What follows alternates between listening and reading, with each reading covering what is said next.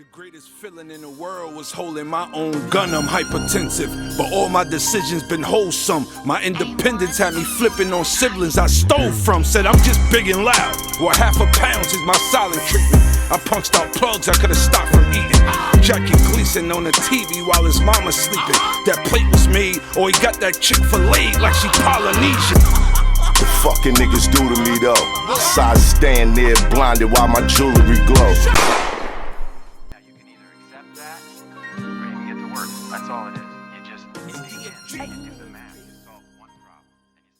Term. Yeah. You went through something similar.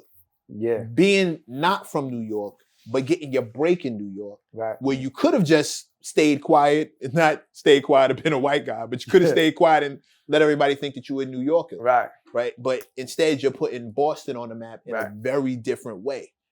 Like, but we spoke about this. Yeah. There was a time when you could have just fronted off and been like, nah, I'm from the Bronx, and everybody would have, you said the road would have been different for you. Oh yeah, for sure. I mean, when I first moved out here it was 07, and Static moved out here in 04. Shout out to Static Select. Essentially, I've been in New York for about 20 years. Mm-hmm. And, you know, some people that came from Massachusetts before me, let's say Guru, rest in peace, he moved to Brooklyn and he became from Brooklyn.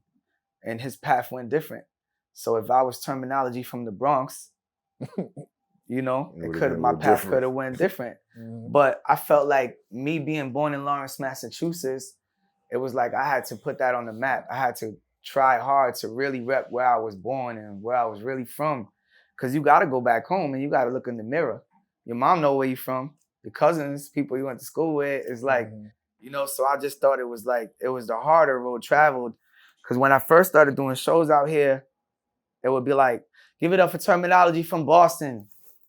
Then that's why I always started doing my shows with an acapella. So once they know I got skills, now they're like, oh, okay. You know, so it was like, I would always start with that. And then I would always say, yo, I'm from this city called Lawrence, Massachusetts. It's about 20, 30 minutes from Boston. Kind of remind me of the Bronx. My hood is kind of like the Bronx. I would give a little speech. So I could take you into my specific hood, like how I grew up. And because a lot of times people will be like, oh, Boston, Larry Bird. Yeah, I know Boston. Benzino. Right. He from Boston. He from a different part. But even still, it was like, I had to represent where I was from in a different way. And it was a long, slow grind. But really just my rapping skills and my grind, that's how I was able to get mad love in the city. You know what I mean? In New York City. And to be out here and have all the relationships that I have, you know, with all the people I worked with, getting the DJ Premier co-signed early and the M.O.P. co-signed early and wu-tang and, you know, just I could go down the line, like getting all those co-signs early. My first tours with Sean Price. You know, I'm coming, rest in peace. Coming in the game, you know, with some hip hop royalty and having to follow those codes of how hip hop, you know, went and how, you know, those rules. Those like, standards. You can't rap over your vocals here. You know, there's words you can say, there's words you can't say. There's things you need to pay attention to. You need to show love to the OGs. You need to know where hip hop was created. When did it start? Who was the first Woomty-Woom? So me knowing my history and just putting in that work, they looked at me like a New York artist, and they kind of always have, even though I get love at home. But when I'm in New York, it's like, even to this day, like, man, you from New York. You know what I'm saying? Because I've been out here for so long, and I came in the game with New York artists. So it was like, this is where I wanted to be, man. I grew up reading the Source magazine and watching, you know, BT, MTV, whatever. Always wanting to work with the Wu-Tangs and the Tribe Called Quest and whoever. And through like me seeing that vision and me being like, yo, one day I'm gonna do that. One day I'm gonna work with the Locks. And it's like, boom, now I got mad songs with all the Locks. Like, cause I was like a little kid, like using my brain power and my dedication to make sure that shit happened. I put hip hop first. I put my true love, which was hip hop first. And while doing it, had to also be like, yeah, by the way, I'm from this city where you never heard of nobody. You know what I'm saying? But then if you do the knowledge, you might go back and you might have said, oh, I heard of Crumb Snatcher before.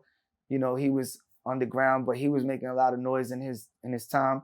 Rest in peace, Scientific.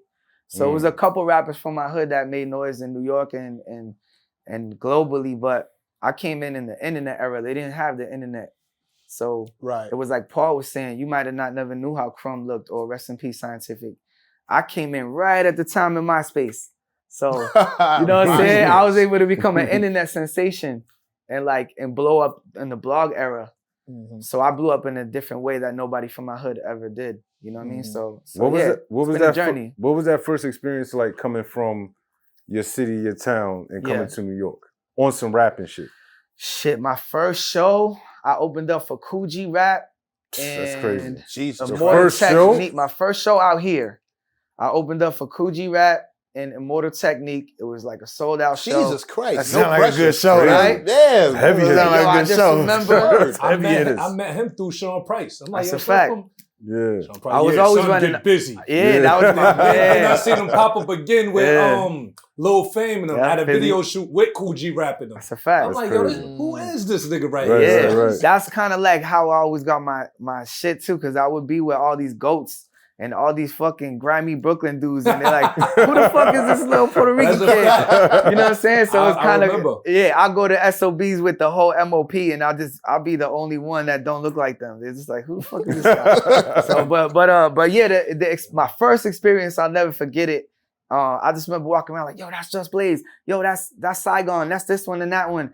And it shit was a long time ago, so I could probably say it now. But I remember Papoose and his people were whooping somebody's ass in the back. They were beating the shit out of somebody in the back of the truck. Allegedly. Like, this is my first show though. Like, you know what I'm Yeah. saying? I walk in and I just see, I know it was somebody with Papoose or some shit. They were whooping somebody's ass, and I'm like, oh man, because this is my first show in New York. So I'm like, damn, I'm already like a little nervous because I gotta open up for Coogee Rap, who's like my favorite rapper. He said I was a little nervous. I was a little Don't want to nervous. drop the ball, right? Type shit, and then somebody's getting stomped out by Mad Timberlands. Like, this shit feel like a wu-tang video to me. I'm like, this shit is the real New York. Like, okay, I'm here.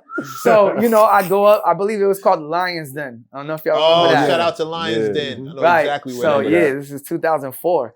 And so I did my thing. You know, it wasn't my greatest performance, but I did my thing and I got a lot of respect and people dapped me through the crowd. And I ended up, you know, taking Saigon's Never Down and, you know, saying just taking a couple pictures with some people, you know, Coogee Rap, and ended up forming a relationship with them. But it was like a culture shock for me because New York is like no other place. You know what I'm saying? True story. And It's the it was Mecca. exactly what I thought it would be from the TV. It's the Mecca of hip hop. That part. Oh, Jesus No, Christ. that part though. That part. It was some goats rapping on stage, a packed room with 1,000 dudes wearing leathers, and somebody getting stomped out with Timberlands. This is what I thought New You York would be. remember what they had on their feet? I just yeah. New York Timberlands. Yeah. Yeah. I never Oh, you forget see that it. shit. Hey, New York I'm over here wasn't trying to like take I a thought. picture, and I just see a whole bunch of people get like, it was crazy. But so that was my first show out here, and then after that, I was taking any show, any free show. So every week. At the time, I had a manager, Dan Green, and he would always call me, yo, got a show for you, got a show for you. So I'd be on the Fun Wild bus every week coming up here to do shows, doing free shows. Wild Fun Bus. Wild. Wild Bus, They drop you $15. over there down Chinatown, right? Christie, 55, yep. Yeah, You that's know where it is? So I would have to go from where I was at to Boston, get on that bus, 4 hours, 5 hours to here, get off in Chinatown, then go to Brooklyn, and then go to the show. So that was a regular week or weekend Before for me. Uber. It's all around. Look around you, man. You can find inspiration. You can find discouragement. It all depends on you. Perception is everything. Some people just hear another song. Some people hear the greatest. A nigga used to have no chill. Nowadays I bump side A. Traffic going bumper to bumper, stuck on the highway.